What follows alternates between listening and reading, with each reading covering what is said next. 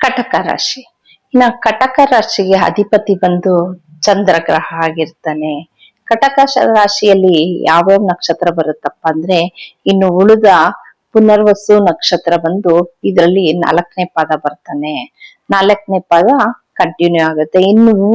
ಇನ್ನು ಮೂರು ನಕ್ಷತ್ರಗಳು ನಿಮ್ಗೆ ಮಿಥುನ ರಾಶಿಯಲ್ಲಾದ್ರೆ ಒಂದ್ ಪಾದ ಬಂದು 4ನೇ ಕಡೆ ಪಾದ ಬಂದು ಕಟಕ ರಾಶಿಯಲ್ಲಿ ಇರ್ತಾನೆ. ಪುನರ್ವಸು ನಕ್ಷತ್ರ ಬಂದು, ನಕ್ಷತ್ರಕ್ಕೆ ಅಧಿಪತಿ ಬಂದು ಗುರುಗ್ರಹ ಆಗಿರ್ತಾನೆ. ನೀವು ಯಾವ ನಕ್ಷತ್ರದಲ್ಲಿ ಕೆಲಸ ಕಾರ್ಯಗಳನ್ನ ಮಾಡ್ಬೇಕು ಅಂತಂದ್ರೆ, ಆದಷ್ಟು ಪುಷ್ಯ, ಅನುರಾಧ, ಉತ್ತರಾಭಾದ್ರ ನಕ್ಷತ್ರ ಮತ್ತು ಕೃತಿಕಾ, ಉತ್ತರಾಷಾಢ ನಕ್ಷತ್ರದಲ್ಲಿ ಅತಿ ಹೆಚ್ಚು ಕೆಲಸಗಳನ್ನ ಮಾಡೋಂಥದ್ದು, ಏನಾದ್ರೂ ತರೋ ಅಂಥದ್ದು, ಮನೆಗೆ ಏನಾದ್ರೂ ಒಂದ್ ಹೊಸ್ದಾಗ್ ಸ್ಟಾರ್ಟ್ ಮಾಡ್ಬೇಕು ಅಂತಂದ್ರೆ ಆದಷ್ಟು ಈ ನಕ್ಷತ್ರದಲ್ಲಿ ಮಾಡ್ತಾ ಬಂದ್ರೆ ಉತ್ತಮ ಅಂತಾನೆ ಹೇಳ್ಬೋದು. ನೀವು ಏನಪ್ಪ ಪರಿಹಾರ ಮಾಡ್ಕೊಬೇಕು ಅಂತಂದ್ರೆ, ಆದಷ್ಟು ಗುರುಗ್ರಹನ ಆರಾಧನೆ ಮಾಡ್ತಾ ಬನ್ನಿ.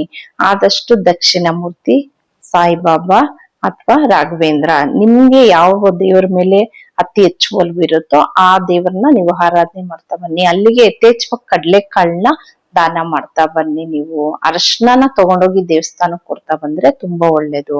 ಇದೇನಾದ್ರೂ 6, 8, 12ನೇ ಮನೆಯಲ್ಲಿ ಕೂತ್ಕೊಂಡು ದಶಾಭುಕ್ತಿ ಏನಾದ್ರೂ ನಿಮ್ಗೆ ನಡೀತಾ ಇದೆ ಅಂತಾಗ, ಅವಾಗ ನಿಮ್ಗೆ ಒಂದ್ ಸ್ವಲ್ಪ ಹೆಲ್ತ್ ಏನಾದ್ರೂ ಅಪ್ಸೆಟ್ ಆಗೋಂಥದ್ದು ಇರುತ್ತೆ, ಲಿವರ್ ಸಂಬಂಧಪಟ್ಟಿದ್ದು ಏನಾದ್ರೂ ನಿಮ್ಗೆ ಬರೋಂಥದ್ದು ಇರುತ್ತೆ. ಅವಾಗ ಆದಷ್ಟು ನೀವು ಮುಂಚೆನೆ ನೋಡ್ಕೊಂಡು ಇದ್ರ ಬಗ್ಗೆ ಪರಿಹಾರಗಳನ್ನ ಮಾಡ್ಕೊಂಡಾಗ ಇದರಿಂದ ಆಗುವಂತ ಅಶುಭ ಫಲವನ್ನ ಕಮ್ಮಿ ಮಾಡ್ಕೊಬಹುದು ಅಂತಾನೆ ಹೇಳ್ಬೋದು.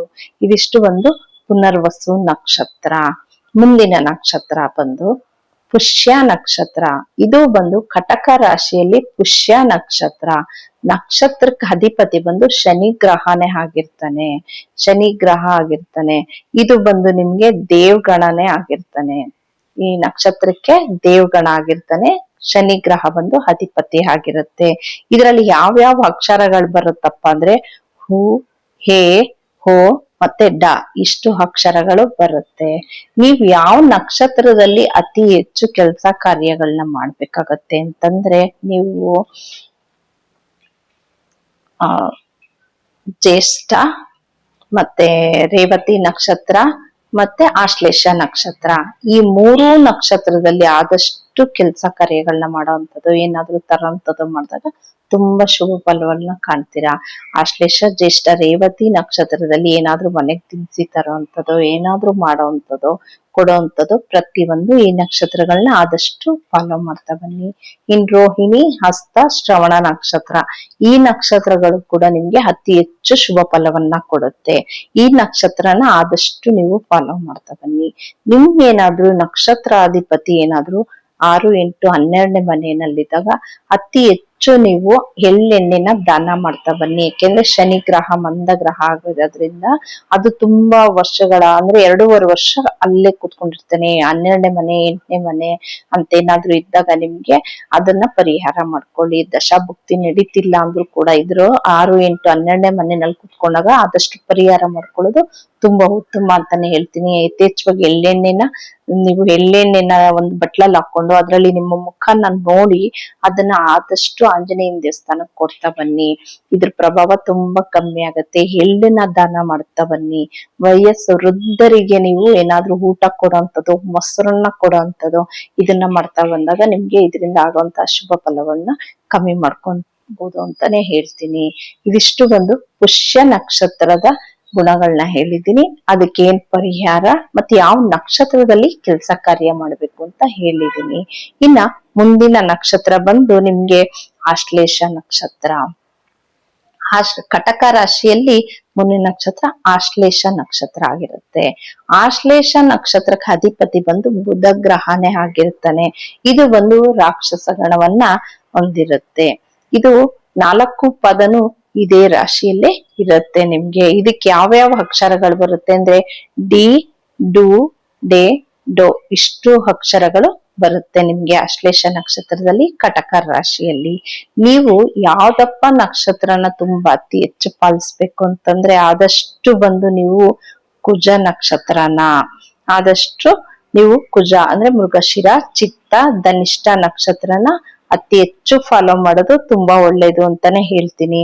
ಅದ್ರಲ್ಲೂ ಅಶ್ವಿನಿ ಮಖ ಮೂಲ ನಕ್ಷತ್ರ, ಈ ಅಶ್ವಿನಿ ಮಖ ಮೂಲ ನಕ್ಷತ್ರ ಮತ್ತೆ ಮೃಗಶಿರ ಚಿತ್ತ ಧನಿಷ್ಠ ನಕ್ಷತ್ರದಲ್ಲಿ ಅತಿ ಹೆಚ್ಚು ಕೆಲಸ ಕಾರ್ಯ ಮಾಡೋದು, ಏನೋ ಒಂದ್ ತರೋಂಥದ್ದು, ಯಾವುದೇ ಒಂದ್ ಶುಭ ಕಾರ್ಯ ಮಾಡೋಂಥದ್ದು, ಹೊಸ್ದಾಗ್ ಸ್ಟಾರ್ಟ್ ಮಾಡೋಂಥದ್ದು ಮಾಡಿದಾಗ ತುಂಬಾ ಶುಭ ಫಲವನ್ನ ಕಾಣ್ತೀರಾ. ಇದೇನಾದ್ರೂ ನಿಮ್ಗೆ ಅಶ್ಲೇಷ ನಕ್ಷತ್ರ ಬಂದು 6, 8, 12ನೇ ಮನೆಯಲ್ಲಿದ್ದಾಗ ನೀವೇನಪ್ಪ ಪರಿಹಾರ ಮಾಡ್ಕೊಬೇಕು ಅಂದ್ರೆ ಆದಷ್ಟು ವಿಷ್ಣುವಿನ ಆರಾಧನೆ ಮಾಡ್ತಾ ಬನ್ನಿ.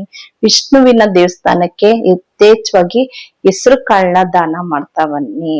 ತುಳಸಿಯನ್ನ ಕೊಟ್ಟಿ ಒಂದ್ ಅರ್ಚನೆ ಮಾಡಿಸುವಂತದ್ ಮಾಡಿದಾಗ ನಿಮ್ಗೆ ಇದ್ರಲ್ಲಿ ಆಗುವಂತ ಪ್ರಭಾವಗಳು ಕಮ್ಮಿ ಆಗುತ್ತೆ. ಇದು ಬಂದ್ ಸ್ವಲ್ಪ ನಿಮ್ಗೆ ನರ ನರಸ್ ಏನಾದ್ರೂ ಇರುತ್ತಲ್ಲ ಅದನ್ನ ಸ್ವಲ್ಪ ನಿಮ್ಗೆ ಒಂಥರ ಏನಾದ್ರೂ ಅದ್ರಲ್ಲಿ ಇದಾಗುವಂತದ್ದು ಸ್ವಲ್ಪ ತೊಂದರೆಗಳನ್ನ ಬರುತ್ತೆ. BP ಬರೋಂಥದ್ದು ಈ ತರ ಏನಾದ್ರೂ ಸಣ್ಣ ಪುಟ್ಟ ಕಾಯಿಲೆಗಳು ಬರುತ್ತೆ. ಆದಷ್ಟು ನೀವು ಇದನ್ನ ಪರಿಹಾರ ಮಾಡ್ಕೊಂಡಾಗ ಇದರಿಂದ ಆಗುವಂತ ದುಷ್ಪರಿಣಾಮಗಳನ್ನ ನೀವು ಕಡಿಮೆ ಆಗುತ್ತೆ ಅಂತಾನೆ ಹೇಳ್ಬೋದು. ನಿಮ್ಗೆ ಏನಾದ್ರೂ 6, 8, 12ನೇ ಮನೆಯಲ್ಲಿ ಕುತ್ಕೊಂಡು ದಶಭುಕ್ತಿಗಳ್ ನಡೆದಾಗ ಆದಷ್ಟು ಸ್ಕಿನ್ ರಿಲೇಟೆಡ್ ಏನಾದ್ರೂ ಪ್ರಾಬ್ಲಮ್ ಬರೋಂಥದ್ದು, ಇಲ್ಲ ನಿಮ್ಗೆ ಏನಾದ್ರೂ ನರ್ವಸ್ ಪ್ರಾಬ್ಲಮ್ ಬರೋಂಥದ್ದು, ಈ ತರ ಇಲ್ಲ BP ಜಾಸ್ತಿ ಆಗುವಂಥದ್ದು, ಈ ತರ ಯಾವ್ದಾದ್ರು ಬರುತ್ತೆ, ನೀವು ಅದಕ್ಕೆ ಮುಂದೆನೆ ಪರೀಕ್ಷೆ ಮಾಡ್ಕೊಂಡು ನೀವು ಪರಿಹಾರನ ಮಾಡ್ಕೊಂತ ಬಂದ್ರೆ ಆದಷ್ಟು ಅದ್ರ ಪ್ರಭಾವ ಕಮ್ಮಿ ಆಗುತ್ತೆ ಅಂತಾನೆ ಹೇಳ್ಬೋದು. ಇದಿಷ್ಟು ಒಂದು ಕಟಕ ರಾಶಿಯಲ್ಲಿದ್ದಂತ 3 ನಕ್ಷತ್ರಗಳ ಬಗ್ಗೆ ಮಾಹಿತಿ ಕೊಟ್ಟಿದ್ದೀನಿ, ಪರಿಹಾರನು ಹೇಳಿದ್ದೀನಿ.